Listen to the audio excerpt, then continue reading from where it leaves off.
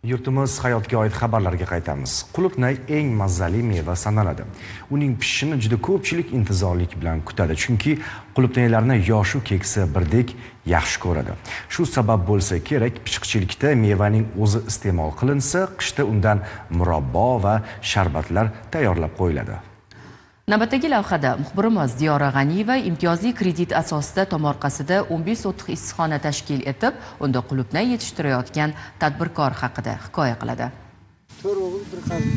Hayotda mehnatdan qochmagan, imkon izlagan, harakat qilgan har bir inson daromad qilishning yo'llarini topa oladi. Ohangaronlik Doniyor aka ham texnika yo'nalishida o'qib, faoliyat yuritayotgan bo'lsa-da, dehqonchilikda ham o'zini sinab ko'rib, yaxshi natijalarga erisha oldi.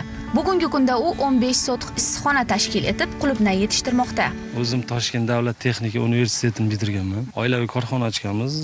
Boshqa joylarga, misol uchun, talabga qarab issiqxona qurib beramiz. 5 yil bo'ldi bu Tbilisida issiqxonani tashkil qilganimizga. Hozirda Mirishkor qulupnay maydonidan ikkinchi mavsumning hosilini terishga tayyorlanmoqda. Har bir terimda uning barakasi ham oshib boryapti.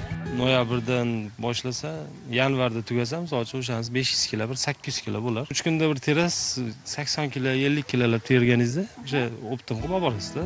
Bu yerda yetishtirilayotgan qulupnay nafaqat ko'rinishi bilan ko'zni quvontiradi, balki uning shirin ta'mi og'izda qoladi. Hosilning mo'l bo'lishi parvarish bilan bog'liq. Mehnat yetarlicha e'tibor berilsa, mehr ko'rsatilsa, mevasi ham juda shirin bo'ladi, deydi Imomqul Hoji ota.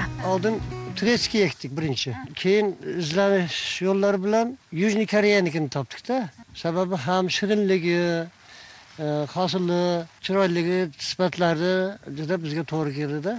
Hamma shu izlar qatori mehnat qilib yuzaga chiqsa, odam xursand bo'ladi-da, baraka berar ekan-da Alloh. Tomorqalardan unumli foydalanish orqali aholining daromadini oshirish, aholini band qilish uchun barcha sharoitlar yetarli. Tomorqalarda aholi mavsumiy ishlar bilan ham ta'minlanmoqda, deydi mutaxassis. Tomorqa yerlarda foydalanib, issiqxonalar tashkillashtirib, aholini o'zini o'zi band qilish, daromadini oshirish bo'yicha chora-tadbirlar belgilangandi va xuddi shunday mana shu chora-tadbirlar davomi to'g'risida mana bugun Toshkent viloyati Ohangaron tumanida tashkil qilindi.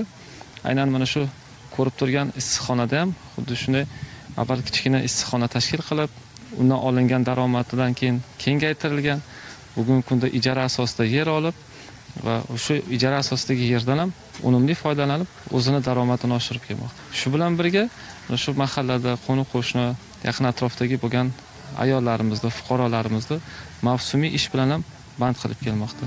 Katta e'tibor va mehnat talab etiladigan hosilning barakasini bersin deymiz. Diyora G'aniyeva, Samandar Samatov, Abbos O'tbosarov, Zamon informatsion dasturi uchun.